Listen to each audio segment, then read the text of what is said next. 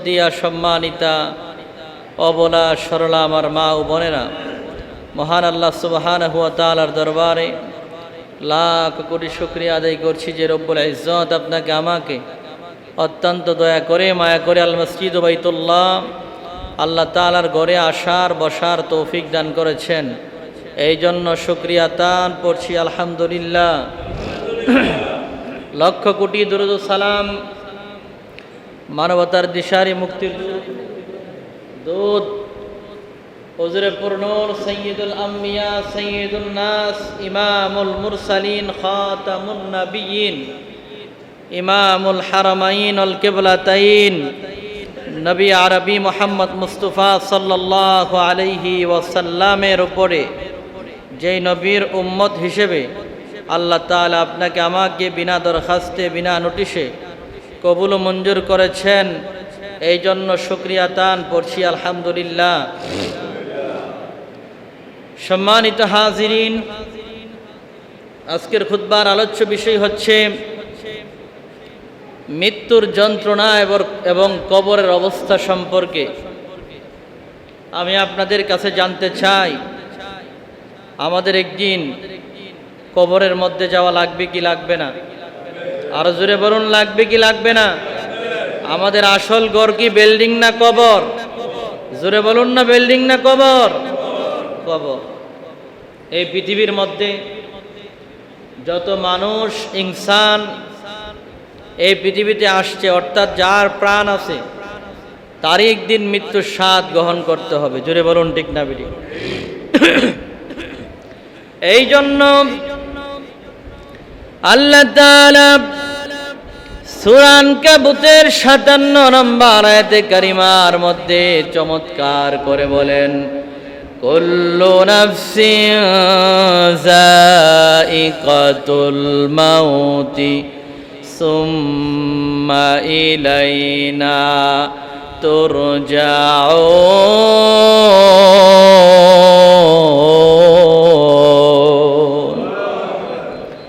আল্লাহ তাআলা বলেন, প্রত্যেকটি প্রাণীর মৃত্যুর স্বাদ আস্বাদন করতে হবে এবং সর্বশেষ আল্লাহ সুবহানাহু ওয়া তাআলার দিকে সুম্মা ইলাইনা তুরজাউন প্রত্যাবর্তন করতে হবে। জোরে বলুন ঠিক না বেটি? আল্লাহ তাআলা বলেন, এই দুনিয়ার মধ্যে যাদের প্রাণ আছে তাদের একদিন মৃত্যুর স্বাদ গ্রহণ করতে হবে, আর মৃত্যুর পরে সর্বশেষ আমি আল্লাহ তাআলার দিকে প্রত্যাবর্তন করতে হবে, আমি আল্লাহর কাছে ফিরে আসতে হবে, আমি আল্লাহ রাব্বুল আলামিনের কাঠগড়ায় একদিন দাঁড়াতে হবে। জোরে বলুন ঠিক না বেটি?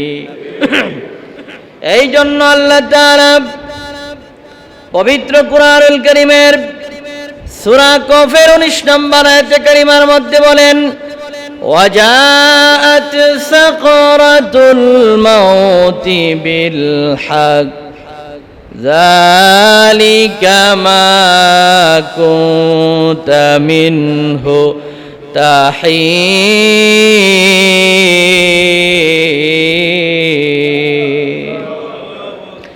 আল্লাহ তাআলা বলেন,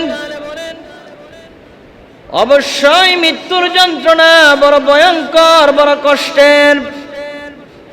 এই মৃত্যুর যন্ত্রণা থেকে কেউ রেহাই পাবে না। একদিন এই মৃত্যুর যন্ত্রণা তাদের সহ্য করতে হবে, আর মৃত্যুর যন্ত্রণা বড় ভয়ঙ্কর। ওই মৃত্যুর যন্ত্রণা কত জানেননি?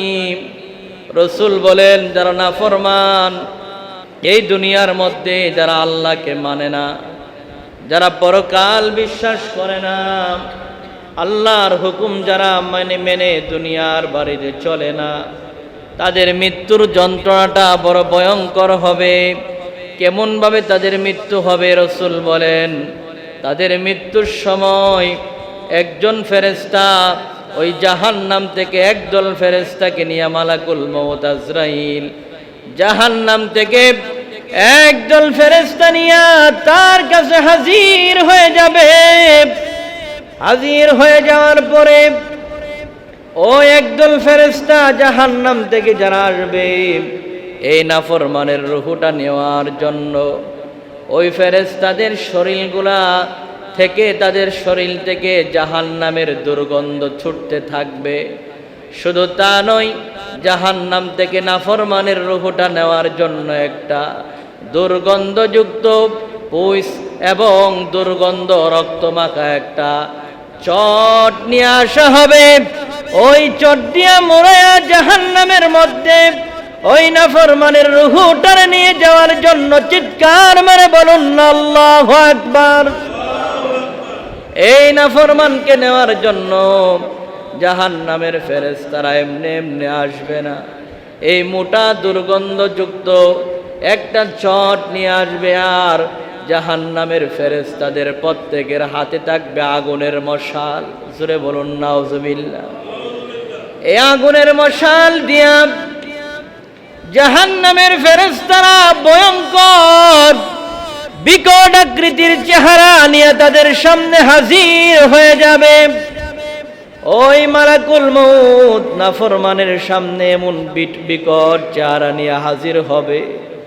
ওই মালাকুল মউত আজরাইলের একটা হাত থাকবে পৃথিবীর এক প্রান্তে, আরেকটা হাত থাকবে পৃথিবীর আরেক প্রান্তে। আসমান থাকবে, ওই আসমানের মধ্যে মাথা থাকবে, জমিনের মধ্যে মালাকুল মউত আজরাইলের পা থাকবে। আল্লাহর নবী বলেন, ওই মালাকুল মউত কত বড় জানো? ওই আজরাইলের মাথার মধ্যে যদি ওই আটলান্টিক মহাসাগরের এমনকি গোটা পৃথিবীর সমস্ত নদী নালা সমুদ্রের পানিগুলা যদি আজরাইলের মাথার মধ্যে ঢেলে দেওয়া হয়, আজরাইলের মাথা থেকে পা পর্যন্ত গোটা পৃথিবীর সমস্ত পানি ঢেলে দিলেও পা পর্যন্ত আসবে না। জোরে বলুন আল্লাহ। এই জন্য রাসূল বলেন, ভয়ঙ্কর চেহারা নিয়ে, বিকট আকৃতির চেহারা নিয়ে আজরাইল নাফরমানদের সামনে হাজির হবে।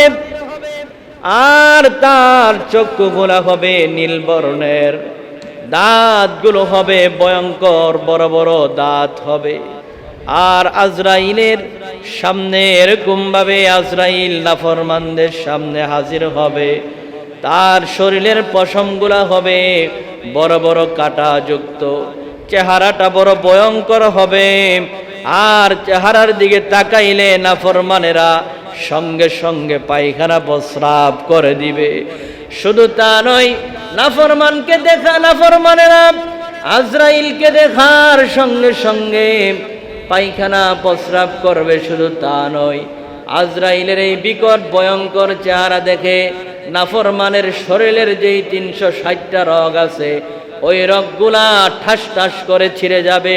চিৎকার মেরে বলুন না আল্লাহু আকবার। আর নাফরমানেরা আমার আল্লাহকে ডাক দিয়া বলবে আল্লাহ। জোরে বলুন না আল্লাহ। ও আল্লাহ।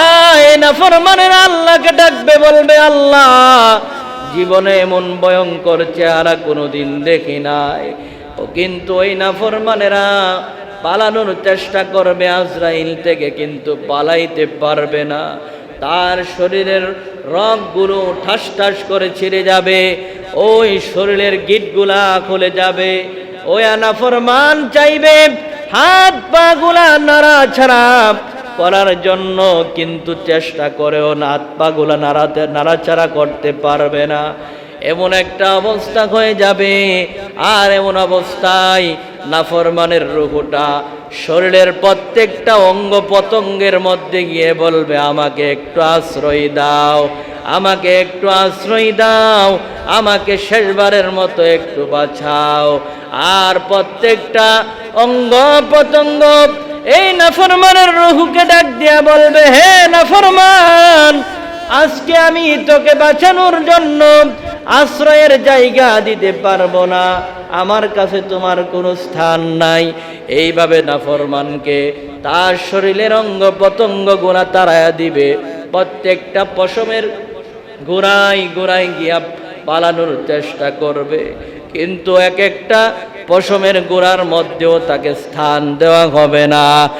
এক পর্যায়ে মালাকুল মউত আজরাইল ভয়ঙ্কর চেহারা নিয়া নাফরমানের সামনে যখন হাজির হয়ে যাবে, ওই জাহান্নামের একদল ফেরেশতা মোটা দুর্গন্ধযুক্ত চট নিয়ে দাঁড়ায়া থাকবে, হাতের মধ্যে আগুনের মশাল নিয়ে দাঁড়ায়া থাকবে। আর নাফরমানকে বলবে, হে নাফরমান, তুই যদি দুনিয়ার বাড়িতে আমার আল্লাহকে মানতি, আমার আল্লাহর হুকুম গুলা পালন করতি, তাহলে আজকে তোকে এই জান্নাত দেওয়া হতো। আর কিছুক্ষণ পরে আবার তার সামনে জাহান্নাম তুলে ধরা হবে। বলবে, আল্লাহকে মানো নাই, পরকাল বিশ্বাস করো নাই, আমার আল্লাহর হুকুমগুলা পালন করো নাই, এই জন্য তোমার আজকে এই জাহান্নাম ঠিকানা। এই কথা বলার পরে নাফরমান আরো পাগলের মতো হয়ে যাবে।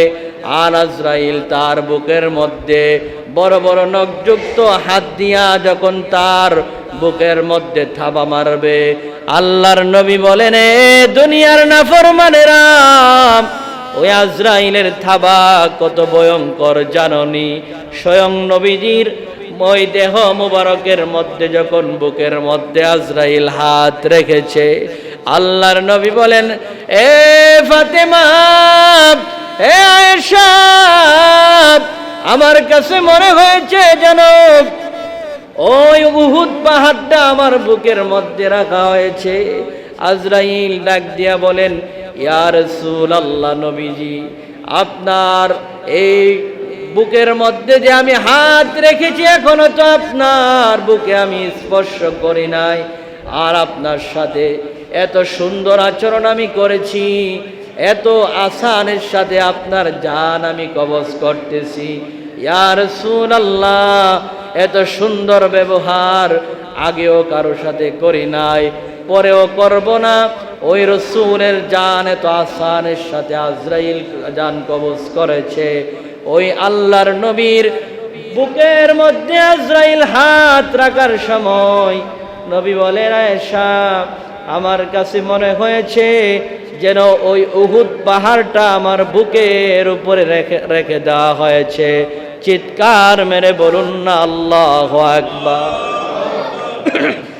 এই জন্য বাবাজিরা আমার, ওই নাফরমানের রূহটা যখন বের করা হবে, তার বুকের মধ্যে যখন আজরাইল হাত দিয়া থাবা মারবে, মারার পরে আজরাইল তার বুকের মধ্যে হাত দিয়া থাবা দেওয়ার পরে সে ছটফট করতে থাকবে, তার রূহটা পালানোর চেষ্টা করবে, কিন্তু কোনোভাবেই পালাইতে পারবে না। এক পর্যায়ে এই নাফরমানের রূহটারে আজরাইল থাবা মেরে যখন নিয়ে আসবে, আসার পরে জাহান্নামের ফেরেশতারা জাহান্নামের দুর্গন্ধযুক্ত চট দিয়া এই নাফরমানের রূহটারে মুরায়া আগুনের মশাল দিয়া জাহান্নামের দিকে নিয়ে যাবে। সিজ্জিনের দিকে যখন নিয়ে যাওয়া হবে, কিছুক্ষণ পরে জাহান্নামের ফেরেশতারা ঘোরাঘুরি করার পরে এক পর্যায়ে যখন নাফরমানকে ওই কবরের মধ্যে তার লাশটা রাখা হবে, রাখার পরে বারা ইবনে আজিব থেকে লম্বা হাদিস, আবু দাউদ শরীফের 4753 নম্বর হাদিসের মধ্যে আল্লাহর নবী জান্নাত এবং জাহান্নামীদের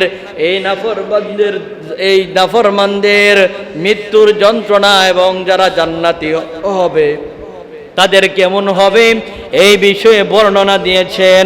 আল্লাহর নবী বলেন, এই নাফরমানদেরকে যখন কবরের মধ্যে রাখা হবে, রাখার পরে তাকে প্রশ্ন করা হবে, মার রব্বুকা, তোমার রবকে? সে বলবে, লা আদ্রি, আমি কিছুই জানি না। বলবে, মান দীনুক, তোমার দিন কি? সে বলবে, লা আদ্রি, আমি কিছুই জানি না। জিজ্ঞেস করা হবে, মান নাবিয়ুকা, অথবা মান হাজার রজুলু আল্লাযী বুইসা ফীকুম, এই ব্যক্তি সম্পর্কে তুমি কি জানো অথবা তাকে চিনো কিনা? এইভাবে যখন তাকে প্রশ্ন করা হবে, এই নাফরমান বলবে, হায় আফসোস, আমি কিছুই জানি না, আমি কিছুই জানি না। এইভাবে নাফরমান আফসোস করবে আর বলবে, আমি কিছুই জানি না, আমি কিছুই জানি না। এমন তো অবস্থায় আসমান থেকে বিকট আওয়াজ আসবে, এই নাফরমান মিথ্যাবাদী, সে মিথ্যা কথা বলেছে। তার কাছে যখন আল্লাহ রাব্বুল আলামিনের বাণী নিয়ে যখন যাওয়া হতো, আল্লাহর দ্বীনের কথা বলা হতো, তখন সেগুলাকে অবজ্ঞা করত, বলতো এগুলা আজগুবি কথা, জাহান্নাম বলতে কিছু নাই, পরকাল বলতে কিছু নাই, জান্নাত বলতে কিছু নাই, আল্লাহ বলতে কিছু নাই। এইভাবে সে এগুলাকে অস্বীকার করত। আল্লাহ বলবে, হে জাহান্নামের ফেরেশতারা, এই জাহান্নামের ফেরেশতারা, এই জাহান্নামীর জন্য, নাফরমানের জন্য তার নিচে জাহান্নামের বিছানা বিছায়া দাও, আর জাহান্নামের পোশাক তার শরীরে লাগায়া দাও, আর তার হাত পা গুলা জাহান্নামের শিকল দিয়া বেঁধে দাও। এই জাহান্নামী নাফরমানদেরকে তার জিহ্বাটা টেনে টেনে বের করা হবে। এই জিহ্বাটা টেনে টেনে বের করার পরে এই জিহ্বার মাঝখানে বাবা জাহান্নামের লোহার শিকল দিয়া আর পেরেক মেরে দেওয়া হবে। তার দুই হাতের মধ্যে জাহান্নামের শিকল দেওয়া হবে, পায়ের মধ্যে শিকলের বেড়ি পরায়া দেওয়া হবে, আর জাহান্নামের আগুন তার কবরের মধ্যে জ্বালায়া দেওয়া হবে। আল্লাহ বলবেন, হে জাহান্নামের ফেরেশতারা, জাহান্নাম থেকে তার এই কবরের মধ্যে একটা জাহান্নামের দরজা খুলে দাও। আর জাহান্নামের দরজা খুলে দেওয়ার পরে এই নাফরমানের কবরের ভিতরে জাহান্নামের আগুনের এই তাপ যখন আসতে থাকবে, জাহান্নামী চিৎকার করতে থাকবে। শুধু তা নয়, রাসূল বলেন, তারপরে এই জাহান্নামের এই নাফরমানের কবরের মধ্যে জাহান্নাম থেকে এমন একজন ফেরেশতা পাঠানো হবে, ওই ফেরেশতা অন্ধ, কানা, বুবা, বদির ফেরেশতা তার কবরের মধ্যে আসবে। জোরে বলুন নাউজুবিল্লাহ। এই জাহান্নামী বদির, অন্ধ, কানা ফেরেশতা তার কবরের মধ্যে আসার পরে আল্লাহর নবী বলেন, তার হাতের মধ্যে এমন বড় একটা লোহার হাতুড়ি থাকবে, ওই মুগির নিয়ে আসবে। ওই লোহার হাতুড়িটা দিয়া যদি এই জমিনের মধ্যে সবচাইতে বড় যেই পাহাড় আছে, ওই পাহাড়ের মধ্যে যদি আঘাত করা হয়, ওই পাহাড়গুলা তুলার মতন চূর্ণ বিচূর্ণ হয়ে যাবে। রাসূল বলেন, এত বড় বিশাল লোহার হাতুড়ি দিয়া জাহান্নামীকে পিটানো হবে। এই নাফরমানকে আঘাত করতে থাকবে, আঘাত করার পরে তাকে এমনভাবে আঘাত করবে, আঘাত করার পরে তার অঙ্গ পতঙ্গগুলা চূর্ণ বিচূর্ণ হয়ে যাবে। আবার তার রূহ ফিরাইয়া দেওয়া হবে, আবার আঘাত করবে, আবার আঘাত করবে, আবার রূহ ফিরাইয়া দেওয়া হবে। এইভাবে কিয়ামত পর্যন্ত এই অন্ধ বদির ফেরেশতা তার কবরে শাস্তি দিবে। আর জোরে বলুন নাউজুবিল্লাহ, আরো জোরে বলুন নাউজুবিল্লাহ। আল্লাহর নবী বলেন, এইভাবে কবরের মধ্যে আযাব দেওয়া দিতে থাকবে। শুধু তা নয়, এই নাফরমানের কবরটাকে আমার আল্লাহ বলবে সংকীর্ণ করে দেওয়ার জন্য। আর কবরটা এত সংকীর্ণ হয়ে যাবে, আল্লাহর নবী বলেন, নাফরমানকে জমিনের মাটি এমন জোরে চাপ মারবে, ওই চাপ দেওয়ার পরে নাফরমানের ডান দিকের হাড়গুলা ভেঙে চুরমার করে দিয়া বাম দিকের পাজরের দিকে নিয়ে যাবে, আর বাম দিকের পাজরগুলা ভেঙে ডান দিকে নিয়ে আসবে। এইভাবে নাফরমানকে মাটি চাপ দিবে, জাহান্নামের আগুন জ্বালিয়ে দেওয়া হবে, তার শরীরে জাহান্নামের পোশাক পরিয়ে দেওয়া হবে, আর নাফরমানকে জাহান্নামের শিকল দিয়া বেঁধে দেওয়া হবে। আর অন্ধ ফেরেশতা তার কবরের মধ্যে লোহার হাতুড়ি দিয়া কিয়ামত পর্যন্ত আঘাত করতে থাকবে। আঘাতের কারণে তার শরীর অঙ্গ প্রত্যঙ্গ চূর্ণ বিচূর্ণ হয়ে যাবে। আবার পুনরায় তাকে সুস্থ করা হবে, আবার রূহ দেওয়া হবে, আবার আঘাত করা হবে। এইভাবে কিয়ামত পর্যন্ত জাহান্নামীদেরকে শাস্তি দেওয়া হবে। দেওয়ার পরে আল্লাহ রব্বুল আলামিনের কাঠগড়ায় যেদিন দাঁড়াবে, ওই কিয়ামতের ময়দানে দাঁড়ানোর সময় নাফরমানদেরকে আমার আল্লাহ রব্বুল আলামিন তাদের বাম হাতের মধ্যে আমল নামা দেওয়ার পরে এই বাম হাতের ভিতরে আমল নামা দেওয়ার জন্য বাম হাতটাকে আমার আল্লাহ বলবে, এ জাহান্নামের ফেরেশতারা, এই নাফরমানকে এই বাম হাতটা ভেঙে দিয়ে তার বুকের ভিতর দিয়ে ঢুকায়া পিছনের দিকে নিয়ে যাও। এই বাম হাতটা বুকের ভিতরে ছিদ্র করে ঢুকায়া দেওয়া হবে। দেওয়ার পরে পিছনের দিকে নিয়ে বাম হাতের মধ্যে তার আমলনামা দেওয়া হবে। দেওয়ার পরে আল্লাহ বলবেন, ইকরা কিতাবাকা কাফা বিনাফসিকাল ইয়াউমা আলাইকা হাসিবা। হে নাফরমান, আজকে হিসাব নিকাশের জন্য তুমি নিজেই যথেষ্ট। এই নে নাফরমান, তোর জীবনের শুরু থেকে মৃত্যুর আগ পর্যন্ত দুনিয়াতে যত অপকর্ম করেছ, জিনা, ব্যভিচার, সুদ, ঘুষ, অন্যায়, অপরাধ করেছ, এ নাফরমান আজকে আর কারো প্রয়োজন নাই। তোর আমলনামা তুই নিজেই পাঠ কর। তার সামনে অডিও ভিডিও সহ তার জিন্দিগির সমস্ত আমলনামা তার বাম হাতে দেওয়া হবে। দেওয়ার পরে এক পর্যায়ে আল্লাহ বলবেন, হে জাহান্নামের ফেরেশতারা, এই নাফরমানকে টেনে টেনে জাহান্নামের দিকে নিয়ে যাওয়া হোক। তাকে জাহান্নামের দিকে নিয়ে যাওয়া হবে।